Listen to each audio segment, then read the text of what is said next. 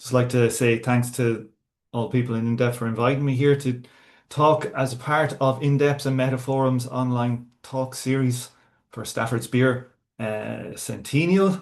Okay, so the name of the talk today is just quite simple, variety and planning. Okay, so uh, variety is like such a foundational kind of concept, and what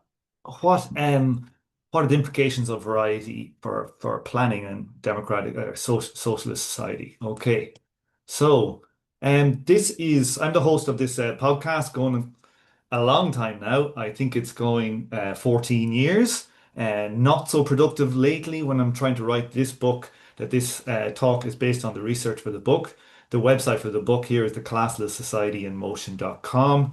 That's not going to be the name of the book. Don't have a designated name yet, but it's generally been highly influenced by um, Beer's work in cybernetics and also Marx and the fundamental principles and all that good stuff about uh, what can we say scientifically about the nature of a socialist society. Okay, so we're going to start here. I know this is beer. We're starting socially recognizing beer, but I thought we'd start off instead with a bit of Ashby. So Ashby, like if when you read Beer's work, it's always Ashby he goes to. It's always Ashby he's talking about. And Ashby introduced this like the basic concept of variety.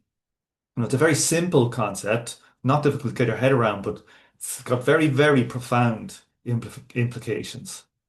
Okay, so what is variety? Here's one that there's loads of definitions of variety. Here's one that I think Donald wrote this one. So Donald, I'm going to blame you if it's wrong. Variety is a measure of the complexity of a system, the number of distinct states that a system can have. Okay, it's a pretty simple thing. If you have a chessboard, how many different valid chessboard arrangements can you have with the pieces? Okay. And with variety of this kind of secondary linked concept of requisite variety.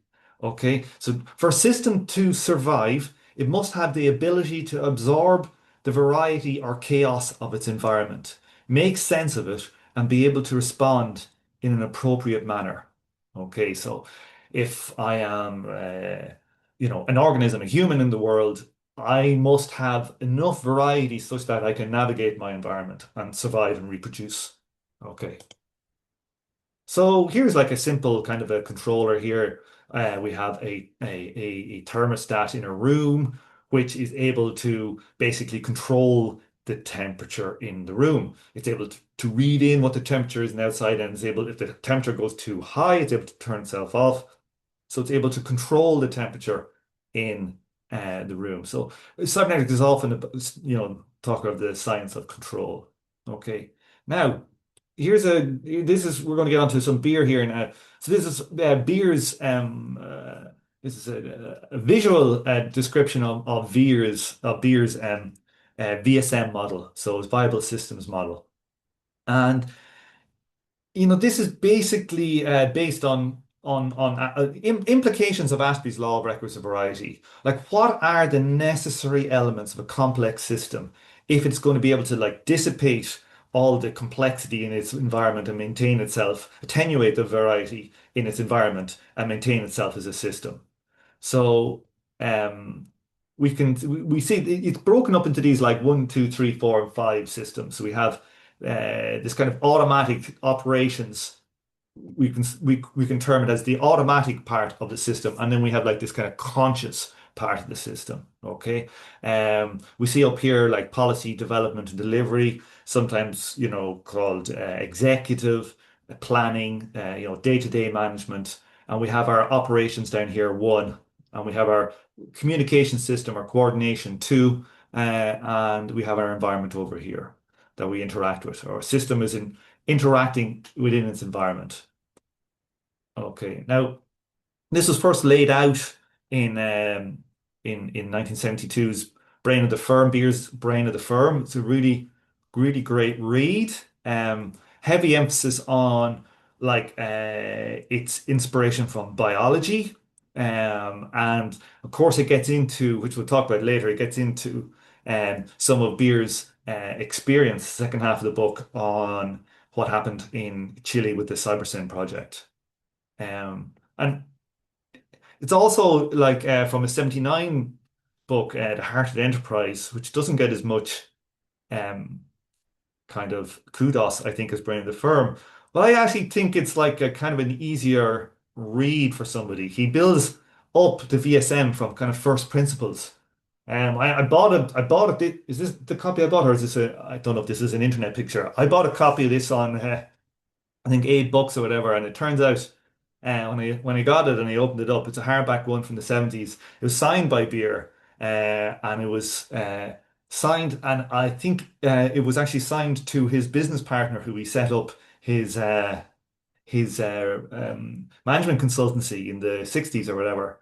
So that was kind of a bit of a shock, but that was kind of cool. But anyway, just thought people might like that. So another concept that kind of relates to like that comes out of this idea of variety and Rex variety and the VSM is this idea of recursion. Okay. So this is the idea of kind of, self-similar systems stacked, nested hierarchy of self-similar systems. Okay. And, this kind of great chain of being, we have, I mean, in Ireland, we've got the Irish government, we've got local government. Then you'd say we got my town, we got me, my family, we got me, we got my lungs, and all the way down, we got blood cells, all the way. We've got these systems, right? And they have similar structures that are necessary to allow the kind of large structures to survive within their environment. Okay. And this is direct implication of Ashby's law of requisite variety. Okay. Now, if we look at this, the we see these say four recursions here. That recursions they rely on controlling the lower system, and that system controlling the lower system, and so on and so forth. Okay, and if we want to think about how this might operate, if we think about, say, a football team, we've got a football team. Now, a manager can give players general instructions about maybe what type of defensive formation or attacking strategies to take, but only the player on the pitch can like judge the flight of the ball and chest it down and so on. So like the manager will try and control the player through to control what the player does, right? But he won't be able to directly do it because he will not have the requisite variety to do that. Okay? And the manager itself might be controlled by the higher recursion.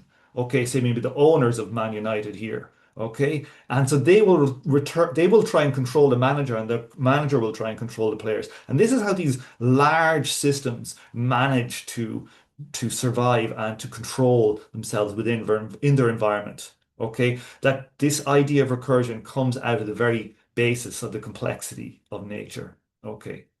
So that's a kind of a very quick run through the kind of guts of variety and the VSM. So now we're going to switch now to the labor process. Okay. And we're going to have a look at how variety has played a role in the historical development of say capitalist production methods. Okay.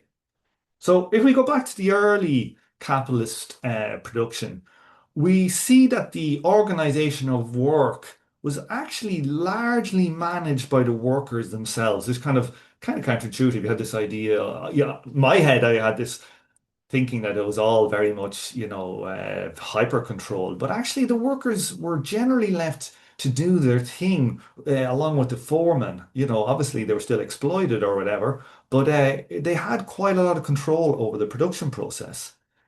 Okay. Now, with the rise here, this is Frederick Taylor. Okay. And he's like kind of a big influence. He came up as a part of this efficiency movement that was rising in like Britain and America at the time, the late 1800s, which was trying to identify and eliminate waste in the economy and society more generally, and trying to drive and develop, best practices in production. Okay, so Taylor, like if you read his work, this kind of famous experiment, this pig iron experiment, where these poor unfortunate lads here were lifting these big lumps of pig iron. They would lift them basically from I think if I remember correctly, not always the case, but like from a trailer, they might on a train track, and then they would walk them over to another place, maybe 20 yards, and just all day just shifting these big, like heavy blobs, ingots of kind of not fully yet processed steel, I think. Iron, pig iron, of course.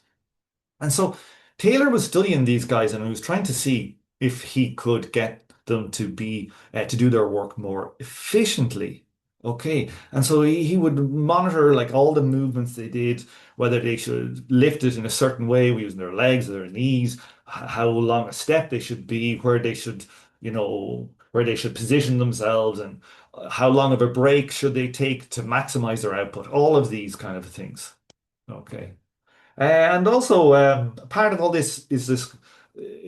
Was wasn't Taylor. This was Taylor's kind of acolytes. This is Frank and Lillian Gilbreth. They brought in these ideas of motion studies,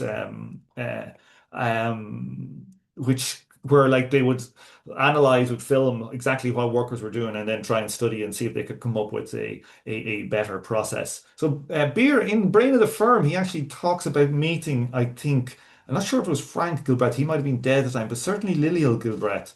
So Beer was like a big fan of these time and motion studies, which we'll see is kind of interesting. But okay, so there was kind of two elements to this. The first element was this idea of kind of like standardization. Okay, so this was like say the pig iron experiment, for example, like lots of guys might have had very random different ways of doing production, right? They might have had many ways of lifting the pig iron and doing it. And across all of these different types of jobs, one big thing was standardization. They wanted to make production more predictable. Okay.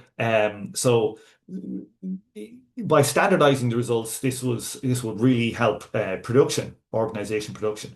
Two was optimization. Okay, so this was not just standardization, but actually, optimizing the techniques, finding that best method for lifting pig iron so that you could lift, you know, I think in this study, I can't remember the exact details, but I think it was like, 400% increase in productivity or 300% increase in productivity. Okay, where I think they used to lift a certain amount of tons a day, and then it was like if it was 15 tons a day, then it was like 67 tons a day. Okay, by using these new techniques.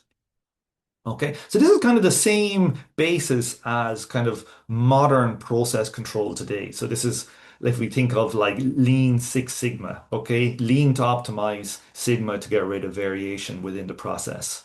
Okay.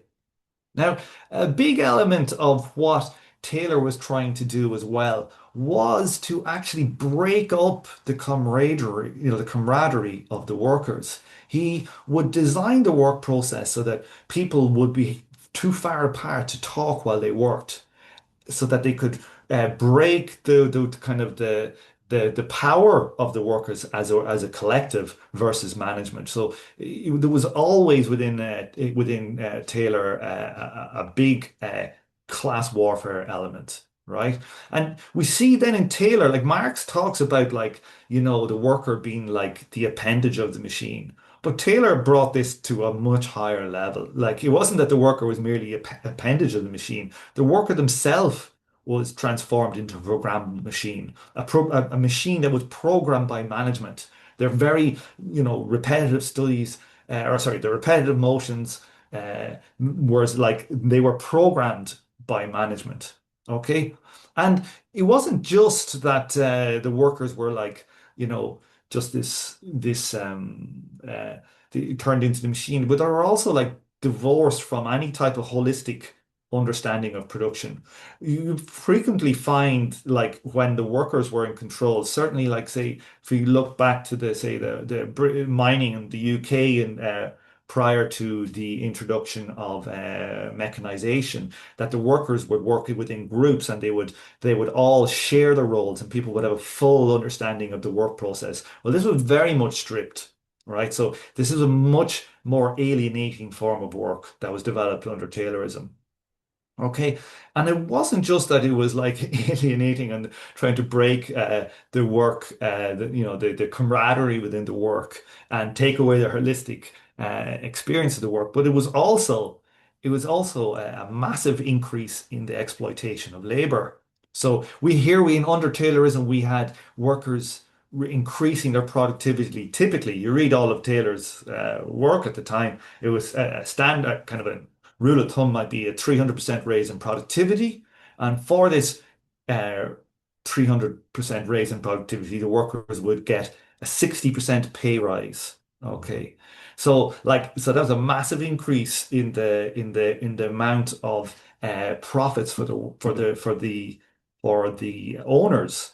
The workers didn't get a 300% increase in their pay. Okay. They got a 60% and the rest was pocketed by the owners. And Taylor himself was always a deep class warrior. He talks about how, he was so unpopular with some of the workers that they threatened to kill him and throw him in a ditch on the way home. There's lots of this stuff in there. And much of his writing is about how you can break unions. Yeah. So deeply anti-worker power. Okay. Um, okay. What's next? Okay. Yes. So, but if we were to sit and analyze Taylorism, it relied on this separation of brain work and physical work. Okay, so we look at the diagram here. We have management were directly planning the operation, what the workers would do directly. They would give detailed instructions. The workers would execute them. There'll be a feedback, like a measurement, and management would optimize the work process again, again, again, again. Okay, and so this was actually quite a cybernetically viable form of management, right? Because it had here, if we look at this, we have the management, this is basically like our conscious management part of the VSM, and then on the worker side, we have like our system ones, our conscious and our automatic. And this was like it combined into a single kind of coercive mechanism. Engineers provided the planning and executive control of production and foremen supply the automatic control, right, ensuring the day-to-day compliance of the workers to management's dictates, right? But as well, on a fundamental level, if we think then again to like Oshby's law, by taking the kind of self-organization element of production and stripping that element out and putting it into the management, okay, like this necessitated that the work this could only be done with very simplified work tasks, right? That the management would not have the requisite variety to plan like anything beyond very simple repetitive tasks. Okay. Um, so it expanded the regulatory role of management and it diminished that of labor. But by simplifying the labor process, it kind of conformed to Ashby's law. Okay. Now, if you think about, say, something like computer programming or something, the idea that, like, which is like, that you could have your manager dictate to you what keys to press to write a JavaScript web application or something would be completely absurd, right? And so they would rely on the actual the requisite variety. The only person with the requisite variety would be the programmer and not the manager. Okay, so we see that the way how Taylorism was implemented could only be implemented in certain uh, types of work. Okay. Um, so here's a picture of, I think, a strawberry. So if you put strawberry into isopropyl 90, it strips the cell membranes and it leaves the DNA intact. So what we're seeing here, this like blob is like a blob of DNA. Okay, just sitting there, extracted, and the pink at the bottom is the goo. So in some sense, what Taylorism did is they did this. They stripped, all of the kind of complexity from the labor process for it to work. Now, we might ask, was that necessary? Like, did Taylorism need to to like was it necessary that Taylorism had to do this to optimize production? Okay, and we'd say, well, fundamentally, yes, because these production techniques and stuff, they exist within social relations of production. Okay. Now, the class nature of capitalist society meant that workers were never incentivized to improve the work process. Like, why would a worker improve their productivity if, like, the boss would steal all the benefits, right? Uh, typically what would happen, Taylor goes in explicitly into this stuff, where, any increase of intensity would just become the new norm. All the workers would say, why would we work like faster or do good production if this will become the new norm, and then our wages will stay the same, and then we're just producing twice as much for other people, for the bosses. Okay. So, and Taylor was well aware of this. Like, so he made an argument for like why the wage increases that they get should be permanent, so that if workers took on doing Taylorist, if they implemented Taylorism in a factory, that the workers would get a permanent 60% increase or whatever. Depends on the type of work. Sometimes it was 30%, sometimes it was 60%.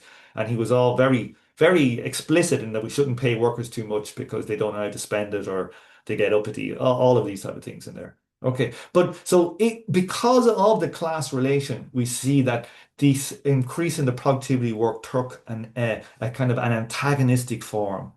Okay, okay. Now, this idea of stripping variety out of the process met its zenith in with the Model T, with Ford's production. Ford was producing these cars. I think this is one of the Model Ts here, and the tagline that Ford was supposed to have said was, "It's available in any color so long as it was black." Yeah. So they literally only produced one color, which was black. They produced like, many, many millions of these. I think it's over 10 million of these cars in the 1920s. It's a lot of automobiles.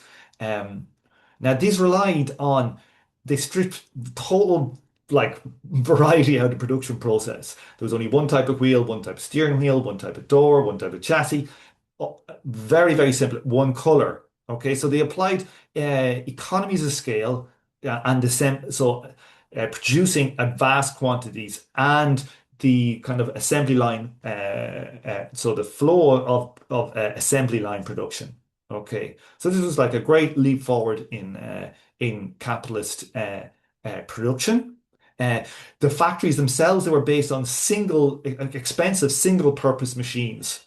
And workers were doing very simple, repetitive Taylor's type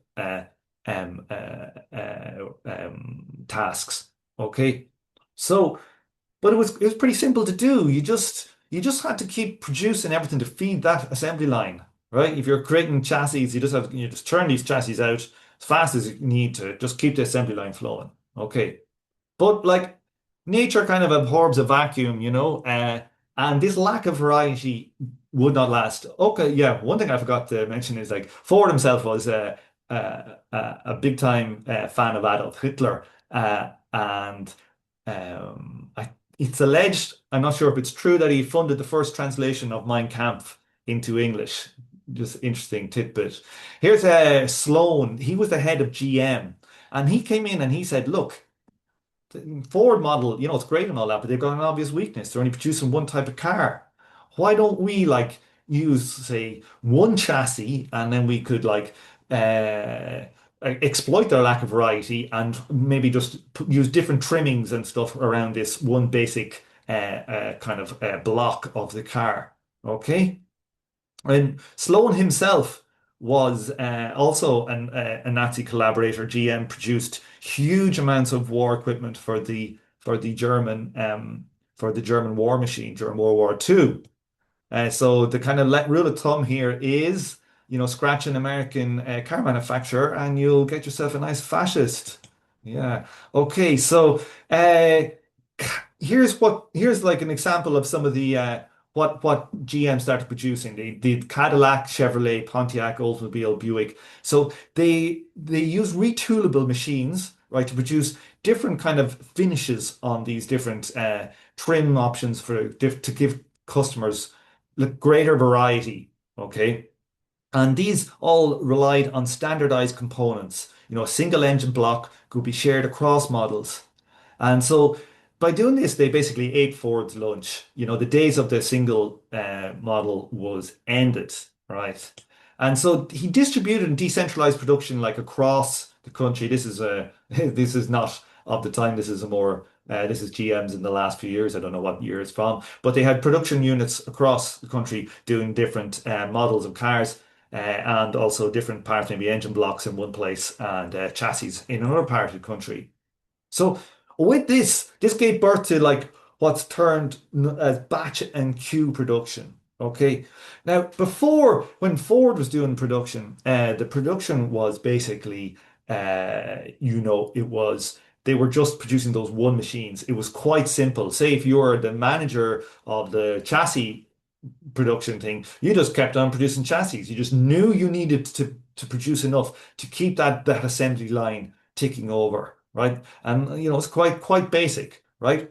But now that they were wanting to do many models, uh, this ran into a lot of complexity because uh, the change over time, so say if you're producing one engine block and then you wanted to produce a different engine block, the changeover from these machines to change from one end type of engine block to the next type of engine block, this would typically be quite a long and arduous process, and there would be a lot of downtime. So instead of like producing in small batches, they would produce large batches to make sure that the machine utilization was as high as possible. Because like capitalists are always worried that like a new machine will come out that's better than this machine and that I will have to scrap this machine. So there's always pressure on them to utilize the machine as much as possible. Uh, as soon as possible, wear out that machine as fast as you can, and producing large batches was the way that this would need to be done. But by doing this, it increased huge kind of schedule, complexity in how to schedule all this. You know, um, production was vastly more production became a vastly more complicated process to govern.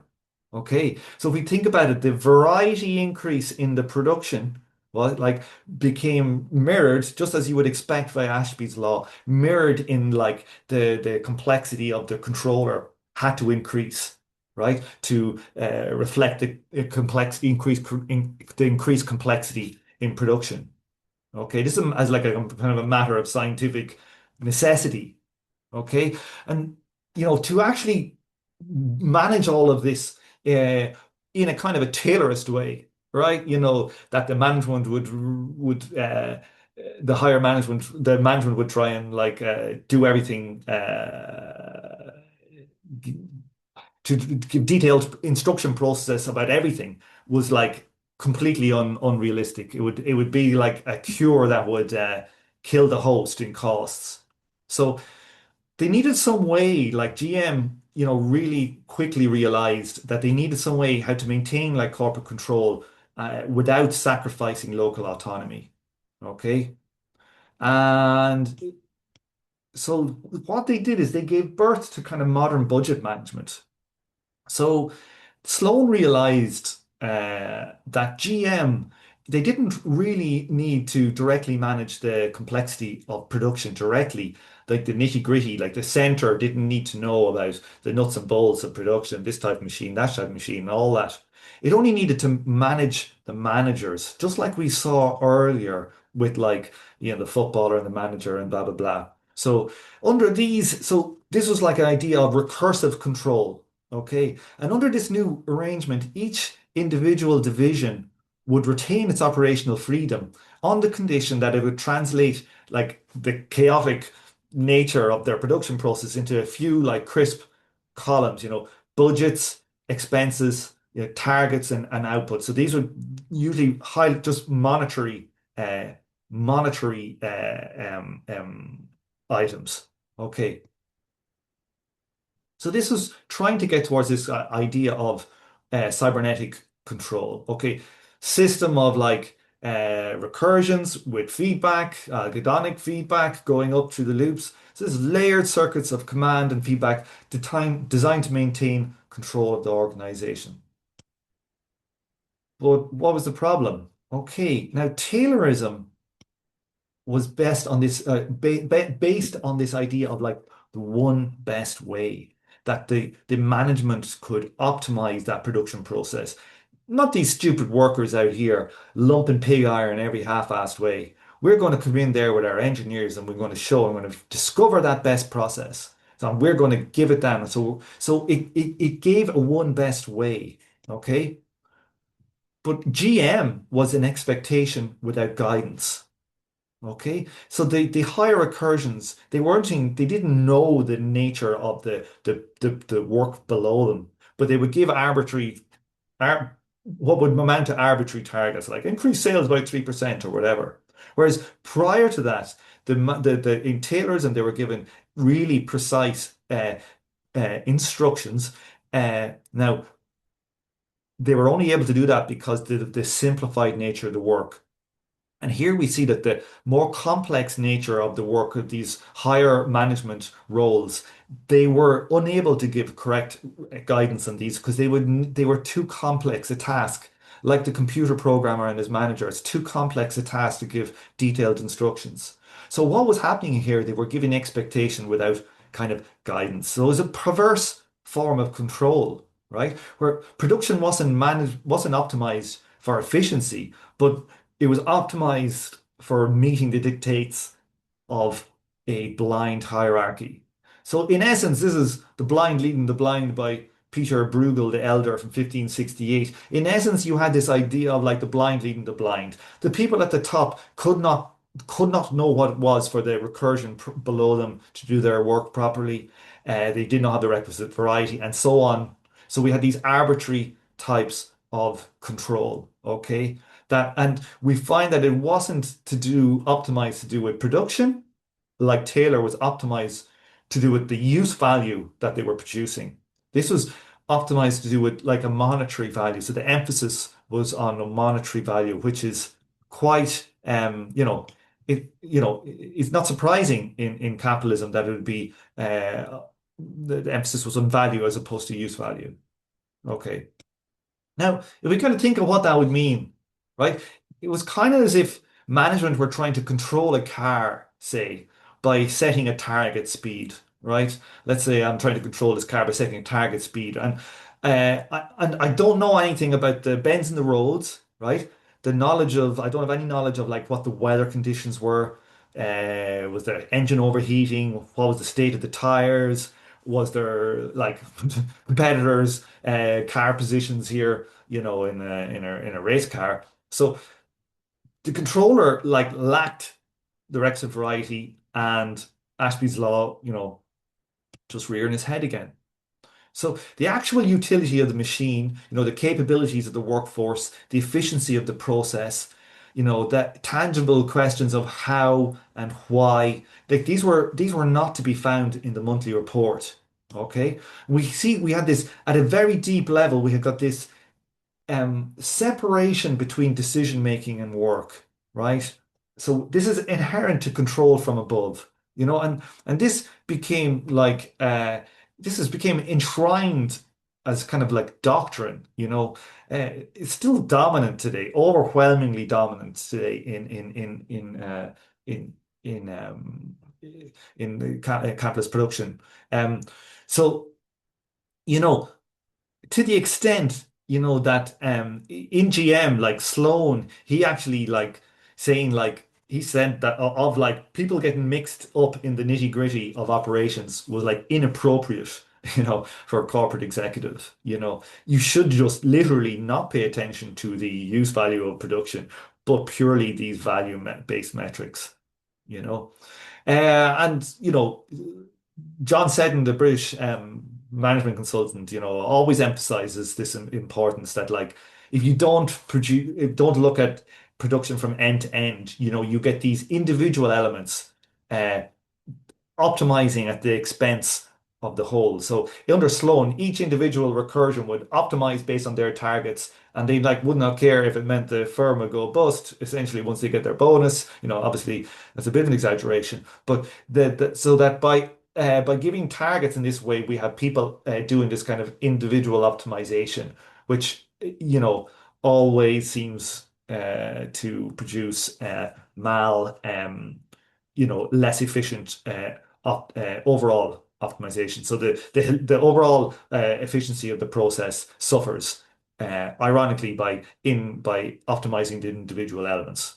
Okay, so I suppose the next big breakthrough in capitalist production methods came by this dude here, Taiichi Ohno. This was the Toyota production system. Okay, like in when this is in the origins of this are in like post World War II, and Toyota were a very small car manufacturer. They were producing, I think, it's hard to know exactly, but of an order of like three to five, 6,000 cars a year. This is in like 1945, 46, versus the millions that were pumping out off the lines in Detroit. Now, so they didn't have the scale. And they also, in the ruins of post-war Japan, they did not have the capital to build the factories to compete with the Americans. So if they were to survive, they had to find some other way of doing it. And so they went to study American car producers in post-war Germany or post-war America, American car manufacturers, and what they saw basically when they went there was uh, basically inventories piling up everywhere, and this was basically the implications of batch and queue. By trying to make huge batches to keep your utilization of your machines high, what you ended up with all this massive secondary cost of large inventory sitting in warehouses. And in these inventories, you could, because you had such large inventories, if there was some dodgy component, you didn't really care about it and you could just chuck it out and pick another one out of the inventory and away you go. So we found it was actually what was a vast improvement over the prior stage of capitalist production actually was spewing out huge amounts of waste. Now, Ono, and I think also one of the Toyota family members who they were very inspired by the supermarket, the American supermarket at the time. You know, here a customer would like choose a product, they take the product off the shelf. Soon enough another worker would come along and they'd restock that shelf. Okay, so they looked at the supermarket and they were like, what if we just instead of doing batch and queue and these massive inventories everywhere, what if we try to only produce to the demand signal, right? And eliminate the need for these inventories everywhere. What if we only produced like as if, like in the supermarket, when they pull it off the shelf and then we'll create a new car to go back on that shelf? Okay, this is the general idea. So this is the difference between push and pull production. Now, capitalism has, you know, typically it's always been a push production system. Owners are always under pressure to maximize the utilization of the machines, in case they become obsolete by a competitor's innovation, right? And so output is maximized. This individual output of maximization is always attempted. And if there's too much demand, if there's too much production for demand, well, we can offload the product later. We'll worry about that. We could use a sale or something to get rid of it. We use discounts, right? Now, the TPS, they envisage a complete reorganization of production, right? They believe that small batch production could be more competitive if they manage to eliminate the waste, right? Endemic to push production. So each step in pulp production in the process was the cusp or the next. So it wasn't just that the final thing was demand, like the customer goes in and they buy a car, and then we push something out. It's that would trigger at each stage in the production process a demand signal to the next one. So everything is all these tightly aligned systems connected via algorithmic signals, pain pleasure signals. I've got too much, I don't have enough. I want more, I've got enough. Constantly going along and self-organization of production. Okay. Now, and it's at a very basic level, it's based, the TPS is based on or push production more generally, that optimizing individual steps is typically dysfunctional for the system as a whole. So take the concept of, rowers in a boat. They all have to row to a rhythm. If each individual each individual athlete here rows to their own personal maximum, the actual stroke will interfere with their neighbor strokes, and the boat will actually slow down, probably go crooked, do all manner of things. So they actually reorganize production, TPS did, to maintain, like, you want to basically work at the highest, everybody work to the speed of the lowest element. Okay, that's how you maximize your production. Okay. Now, this required what like Steph and Donald like to call a social relations bubble to work. So if they were actually to try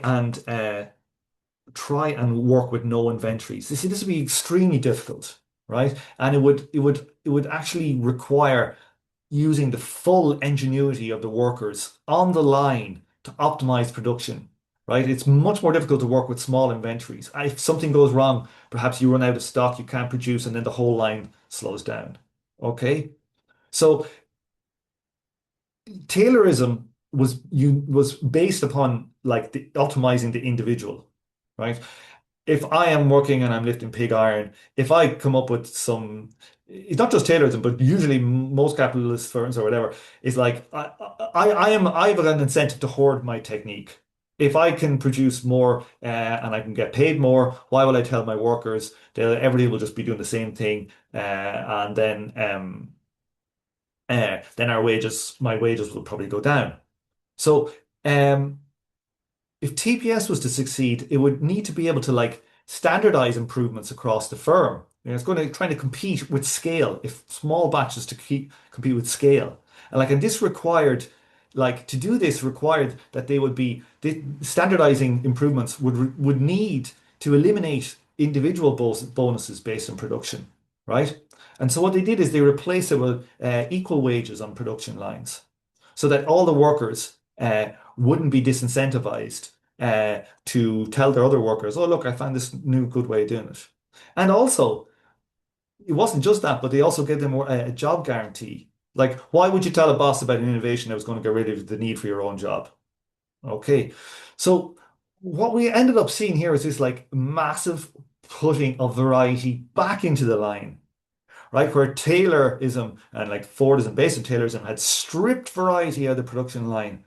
How did Toyota go to manage to try and compete? By pushing variety back down the line. Okay, seems somewhat kind of contradictory, right? But now the workers, you see, we're doing Kaizen meetings. These are like standard meetings. Production was organized by the producers. It reduced their alienation, still fairly alienated labor, but it was less alienated than before, right? And productivity increased, you know, by about an order of magnitude is the general expectation. Somewhere like 5 to 10 times pull production is more efficient than push production.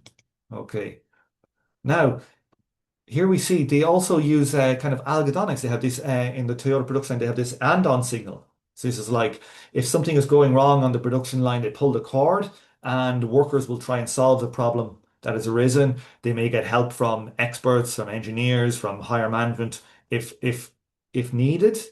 So like, whereas in working for Ford and GM and all these, where stopping the production line was like a thing that would end up with managers being fired because your utilization of machines is going down. In Toyota, stopping the line was seen as a way to optimize production on a higher level. Okay. Now, capitalism in general has it kind of is everybody just doing TPS? Is everybody just going to, oh yeah, why not copy what Toyota do? They were a very small, like they probably had I would expect something like probably less than 1% of 1% of the global market in 1944. And today they are by far and away the biggest producer of the statistics I looked at. Maybe some Chinese car manufacturer is starting to take over. But last time I checked, they were very far and away the biggest manufacturer in the world. Um, at the time of writing, say the famous book on the Toyota system for the West is Jeffrey Liker's book, The Toyota Way. I think they were like number two in the world. That was like 99. If you look now, they're like by far and away they were by far and away the biggest anyway. Last time I looked, like twice the size of the nearest American competitor or the German. I think it's either Volkswagen or GM is number two, right? And their profitability is extremely high. But capitalism has not generalized Toyota production style production. Okay. What we see is that it actually only emerges in like exceptional circumstances, right? And it requires long-term organizational equipment or commitment. Uh, why invest like in why if you're a capitalist manager or a capitalist boss or whatever, why would you invest all this like time and effort and money into having a workforce or an organize having the workforce themselves take control of production, right? Having this, in putting in this, very cybernetic production process, optimal, this amazing production process. Why would you do it if that machine that's going to replace the need for those workers are always just, over the horizon? Okay, so this is like a contradiction built into the social relations of capitalist production. That like, it is not easy to do what the TPS does. It takes organizational commitment. And capitalist bosses, unless you have a full commitment from all of higher management and a long-term commitment, you will probably fail trying to implement it. Okay. And so this is like a tension. It's not to do with this tension is built into the social relations of production, right? That there are capitalists who want to utilize the machines more fully, and that the worker, they're always trying to replace the worker. Taiichi Ono, like he goes on about like how Toyota were always slow to adopt new technology, right? That they would find that it was much more efficient to optimize the labor process before you try, instead of trying to just replace the try to automate away the worker's job. Okay. So this here we see that this social relation is actually a fetter, talking in Marxist terms now, it's a fetter on the mode of production, right? That um the way that the owner worker class relation is built in there actually means that the companies by far and away are less optimized, that the work is more alienated, right? It's more Taylorist, it's more push than it would should be, right? And the reason for that is the class relations underpinning it. So this is like for a socialist, this is like this would be an amazingly big thing for us. Where like in a socialist society, you would not have that like deleterious class relation, which would be preventing the optimization of our production. Okay. What else does it mean for socialism? Well, it tells us that we see that pull production is literally, we can safe to say something like an order of magnitude better than push production. Okay, so socialism must be a pull production if it is to be the next mode of production, right? Again, this is production. If you think about it at a deep level, production based on demand is production for use. It's not production for profit. Okay, you're not trying to maximize profit and push stuff out, right? You're just producing for use. Okay. And what does it mean for kind of typical notions of central planning? Okay, we're getting again into our kind of planning aspect a bit, I suppose. So central planning is like, it's push production taken to a higher recursion, right? Not just push production at the element of the firm, but as the economy as a whole. Okay. So like central planning would be necessarily would be a retrograde step, right?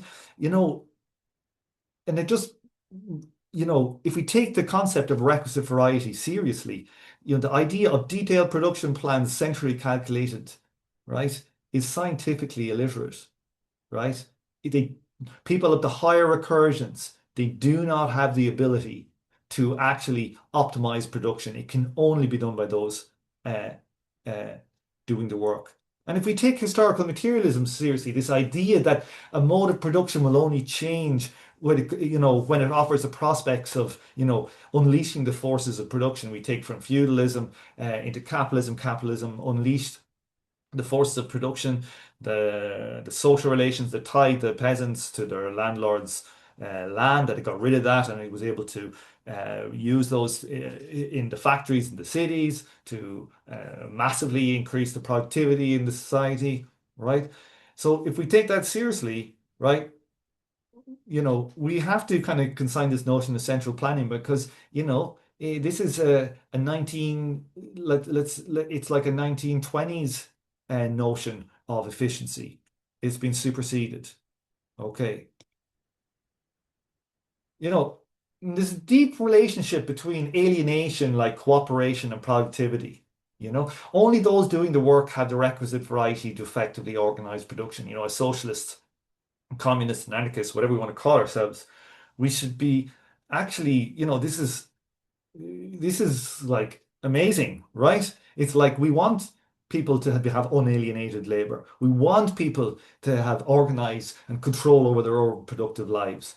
And here we're seeing that the optimal production processes in capitalism actually achieve their highest productivity by actually trying to de-alienate labor. Okay, so this is a very, very strong finding for socialists. I think like this is like an amazing kind of feather in our bow. It's not just that but more so as well. Like it's not just a self-organization of production. Um, it's not just that like we can say that we kind of might have an ethical or a moral want for that. Absolutely. But like from an economic point of view, and I mean like from a historical materialist point of view, right? As socialism as a viable concept, it's much more that like there's a material reason for why self-organization is superior, right? There's material basis for self-organization, right? That should be, I can't overemphasize the importance of this, right?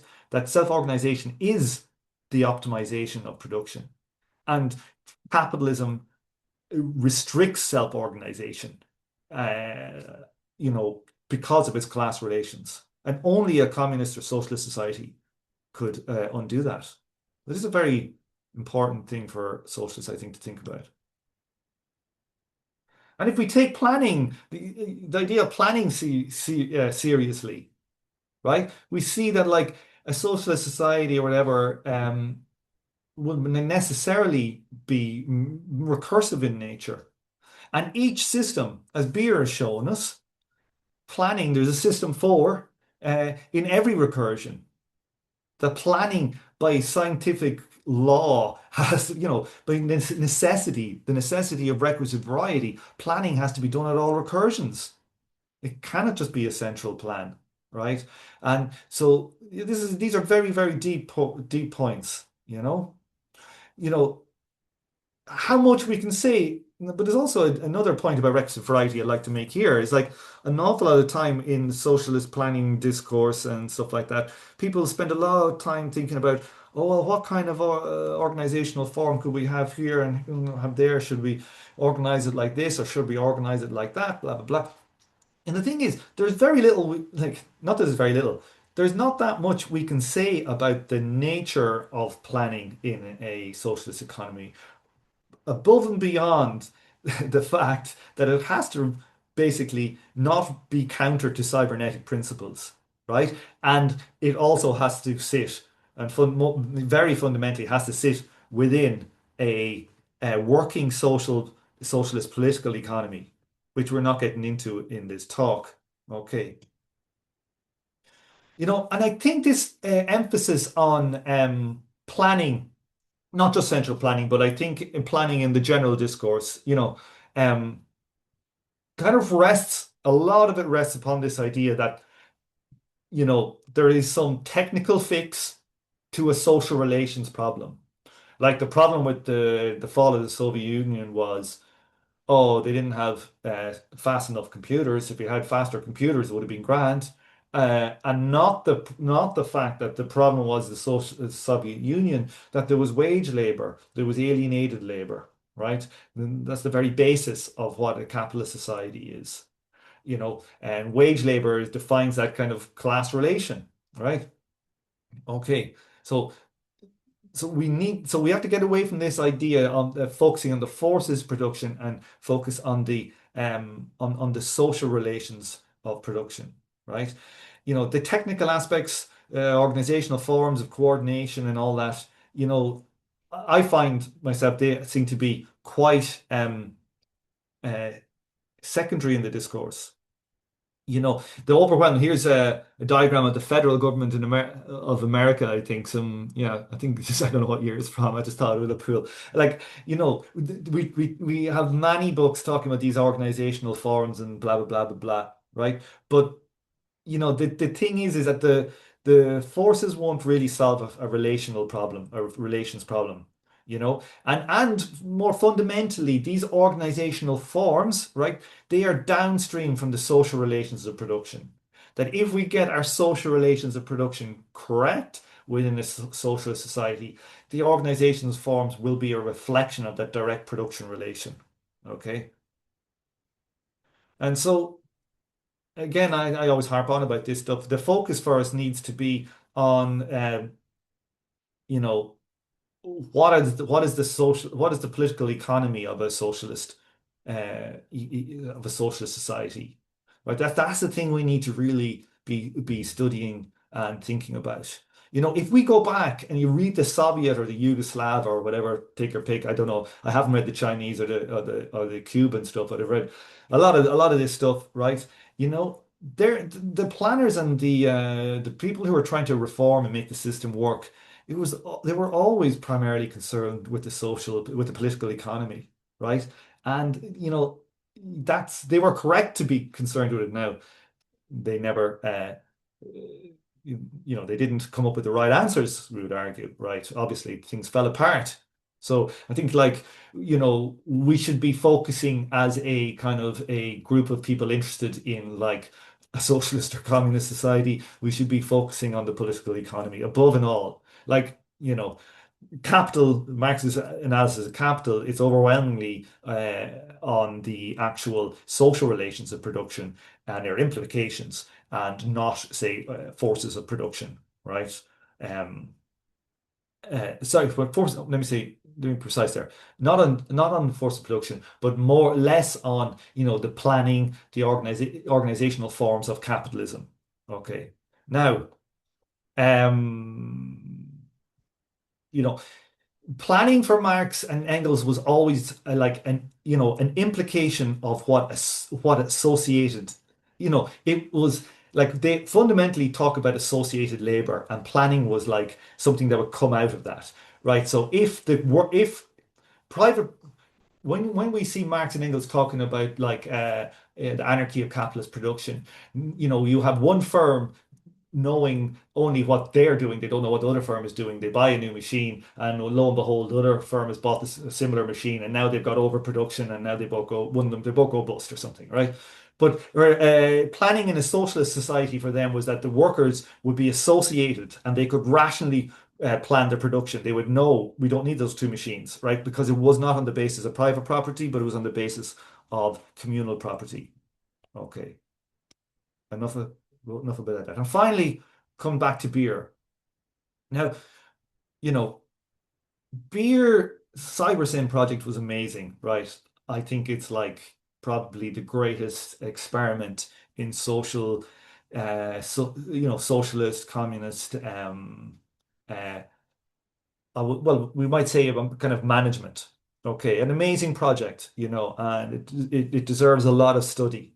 Okay, but hammering the point again about the political economy. If you read Beer, well, if you look at the realities of, say, the Chilean experiment, it was basically a kind of a market socialism. Okay, and market socialism had lots of problems that ended up bringing it down. And while CyberSyn may have allowed it may have given it a temporary advantage in certain aspects. It sat upon a political economy that was essentially a capitalist political economy. Okay. And beer was really good at like the organization of production from a production of use value. That was always his emphasis. He thought of these. I remember reading somewhere, I can't remember exactly where, he's talking about money, it's just like a custom, we could get rid of it. Really production is about producing things. We see this in the socialist discourse of people like Hilferding and Neurath back 100 years ago. Very similar discussion. And so while it was an amazing project, it would have failed much like all our other attempts so far. But that does not mean that there is amazing things that we can learn from it. And the thing that comes out of it overwhelmingly for me is that it hammers this point again is what we need to do is we want to meld, right? The insights of the implications of variety and cybernetics with a socialist political economy. And, that is the task that we, Seth and Donald, are trying to do in our book. We are working hard on unifying these into a kind of a coherent uh, world worldview, if you want to say. And so, yeah, that's all I have for you today. Variety is deeply, deeply related to alienation, and alienation to self-organization, and self-organization to optimization of production. We and all of this comes, variety here is a fundamental aspect as socialists. We need to understand it and understand its implications for theorizing on what a socialist society must and should be. Okay, I'll stop it there, everybody. Thanks.